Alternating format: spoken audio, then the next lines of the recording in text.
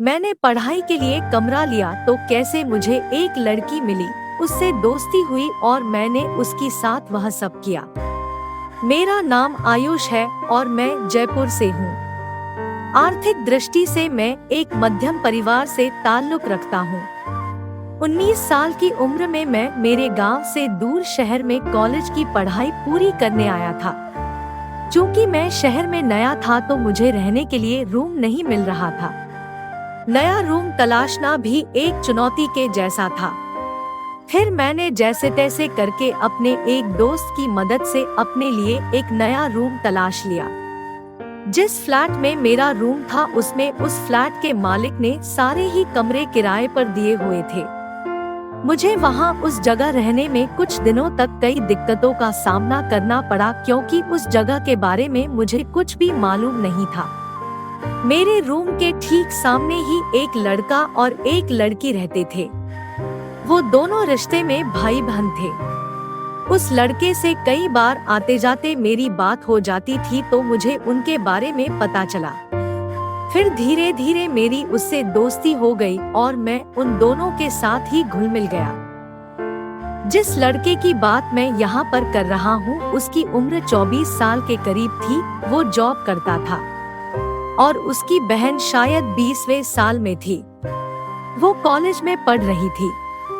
लड़के का नाम गौतम था और लड़की का नाम था बरखा। गौतम की बहन से मेरी नॉर्मल बात होती थी, लेकिन गौतम के साथ मैं कई बार गप्पे मार लिया करता था। उन दोनों से मेरी दोस्ती की एक खास वजह ये भी थी कि जिस कॉलेज में मैं पढ़ता था उसी में बरखा भी पढ़ती थी।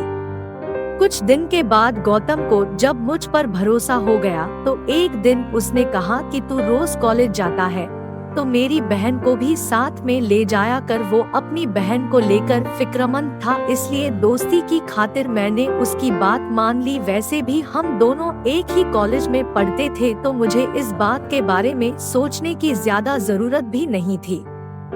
गौतम के कहने के बाद हम दोनों साथ में कॉलेज जाने लगे थे।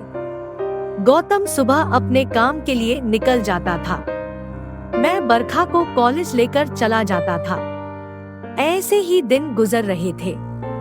मेरे मन में बरखा के लिए अभी तक कोई गलत ख्याल नहीं आया था। एक दिन की बात है कि मैं कॉलेज के लिए तैयार होकर अपने कमरे को लॉक करके बरखा को बुलाने के लिए उसके रूम की तरफ बढ़ा। मैंने देखा कि उसके रूम का दरवाजा खुला हुआ था। मैंने सोचा कि वो अंदर ही होगी तो मैं बिना दरवाजा खटखटाए अंदर चला गया, मगर वो अंदर नहीं थी बल्कि बाथरूम में थी। बाथरूम का दरवाजा हल्का सा खुला हुआ था। अंदर मैंने देखा कि बरखा का मुंह दूसरी तरफ था और वो अपनी ब्रा के हुक लगा रही थी। मैं सकपका गया और चुपचाप उसको देखता रहा। फिर वो हुक लगाने के बाद एकदम से पलटी तो उसकी नजर मुझ पर गई तो उसने मुझे देख लिया और एकदम से चौंक कर दरवाजा बंद कर लिया। मुझे भी शर्म आ रही थी कि मुझे ऐसा नहीं करना चाहिए था और दरवाजा नॉक करके आना चाहिए था। फिर 2 मिनट के बाद अपने कपड़े पहनकर वो बाहर आ गई। उसने इस बारे में कोई बात नहीं की और चुपचाप बैग उठा लिया। उस दिन हमारे बीच में रास्ते भर कोई बात नहीं हुई, मगर उस दिन के बाद से बरखा की तरफ मेरा नजरिया बदल गया था। बार बार मुझे वो नजारा मेरी आंखों के सामने नजर आने लगता था। चूँकि मैं और बरखा दोनों साथ में ही कॉलेज जाते थे तो बरखा से मेरी नजदीकियां अब बढ़ने लगी थी। हम दोनों बातें करते हुए जाते थे और छुट्टी वाले दिन भी मैं गौतम के रूम में ही आ जाता था। उन दोनों भाई बहन को मेरे होने से कोई प्रॉब्लम नहीं थी। हम तीनों ही अच्छे दोस्तों की तरह रहते थे। फिर कुछ ही दिन के बाद एग्जाम शुरू होने वाले थे। सर्दियों का मौसम भी आ चुका था। एक दिन गौतम ने कहा, तुम दोनों के एग्जाम नजदीक आ रहे हैं। गौतम ने कहा, आयुष, अगर तुम्हें कोई दिक्कत न हो तो तुम बरखा को भी साथ में पढ़ा दिया करो। मैंने कहा, हाँ क्यों नहीं, मुझे क्या दिक्कत हो सकती है। गौतम बोला, ठीक है, आज रात को बरखा तुम्हारे रूम में ही पढ़ाई कर लेगी। मैं यहाँ पर कई बार ऑफिस का काम करता हूँ तो इसको परेशानी हो जाती है। मैंने कहा ठीक है, हम मेरे कमरे में ही पढ़ाई कर लिया करेंगे। उस दिन रात के 10 बजे बरखा मेरे कमरे में पढ़ाई करने के लिए आ गई। पहले दिन हम दोनों के बीच में कुछ खास बात नहीं हुई। पढ़ने के बाद वो अपने रूम में वापस में चली गई। ऐसे ही एक हफ्ता और निकल गया। अब पढ़ाई करते हुए हम दोनों काफी हंसी मजाक भी करने लगे थे। एक दिन की बात है कि सर्दी बहुत पड़ रही थी। पढ़ाई के दौरान बरखा ने कहा कि उसे सर्दी लग रही है। मैंने कहा फिर तुम रजाई क्यों नहीं ले आती? वो बोली वहाँ पर भैया रजाई में बैठे हुए हैं। मैंने कहा तो फिर तुम मेरी रजाई में ही आ जाओ। मेरे कहने के बाद बरखा मेरी रजाई में मेरे साथ आकर बैठ गई। मेरा कंधा उसके कंधे से टच हो रहा था। अब मेरा मन बहकने लगा था। मेरी नजर किताब से हटकर बार बार उसके चेहरे पर जा रही थी। पहले तो उसने ध्यान नहीं दिया, लेकिन फिर उसको भी पता लग गया कि मैं उसी की तरफ ध्यान दे रहा हूँ। वो बोली क्या देख रहे हो?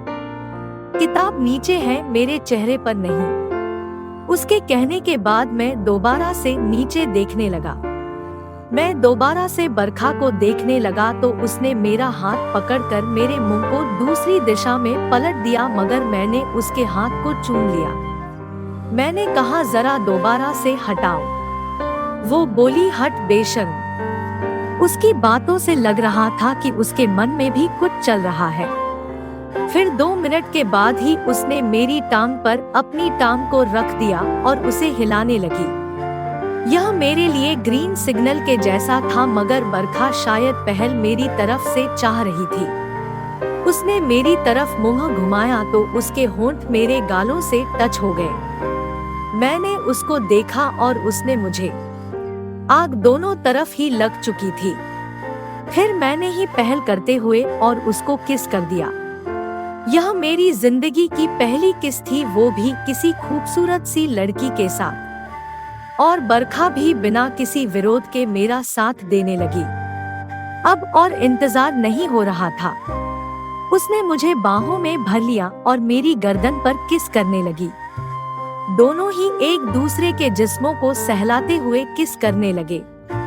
वो मेरी पीठ पर अपने नर्म हाथों से सहलाने लगी। वो अब पूरी गर्म हो चुकी थी। अब तो बात बर्दाश्त के बाहर थी। मैंने उसकी साथ करना शुरू कर दिया। वो भी मेरा पूरा साथ दे रही थी। बरखा का तो पता नहीं, लेकिन मेरी यह पहली बार थी। वो बोली आयुष, मैं तुमको पहले दिन से ही पसंद करने लगी थी, लेकिन भाई की वजह से कभी मैंने तुमको यह बात नहीं बताई।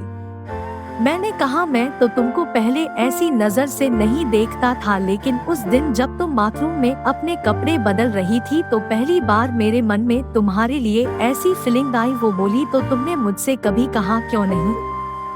उसके जवाब में मैंने कहा ये तो मेरी फीलिंग थी। तुम्हारे मन में क्या चल रहा है मुझे इसके बारे में कोई अंदाजा नहीं था। वो बोली अब तो पता चल गया न कि मेरे मन में क्या चल रहा था। मैं बोला हाँ, लेकिन तुम्हें अपने भाई से डर नहीं लगता? अगर उसको हमारे बारे में पता लग गया तो वो क्या सोचेगा? वो बोली भाई की भी तो गर्लफ्रेंड है। मैंने तो कभी इस बात पर ऐतराज नहीं किया। मेरा मन भी करने लगा था कि मेरा भी कोई बॉयफ्रेंड हो। जब भाई मजे ले रहा है तो मैं क्यों पीछे रहूं? मैंने कहा तो मुझ में ऐसा क्या खास लगा तुमको? वो बोली तुम काफी समझदार लगे मुझे, इसलिए मुझे तुम शुरू से ही पसंद थे। उसकी इस बात पर मैंने पूछा लेकिन मेरे अलावा कॉलेज में और भी तो लड़के हैं, तुमने उनके बारे में कभी ऐसा नहीं सोचा? वो बोली सब पर भरोसा नहीं किया जा सकता। भाई और तुम्हारी बातों को सुनकर मुझे तुम पर भरोसा था, इसलिए मैं तुम्हारे साथ ये सब करने के लिए तैयार हो गई। गौतम को इस बात का पता नहीं था कि उसकी बहन मेरे रूम में आकर मुझसे वह सब करती है। उसके बाद गौतम का ऑफिस दूसरी जगह शिफ्ट हो गया और उसके साथ ही बरखा भी चली गई। मैं आज भी उसको याद करता हूँ, लेकिन अब उससे संपर्क नहीं है।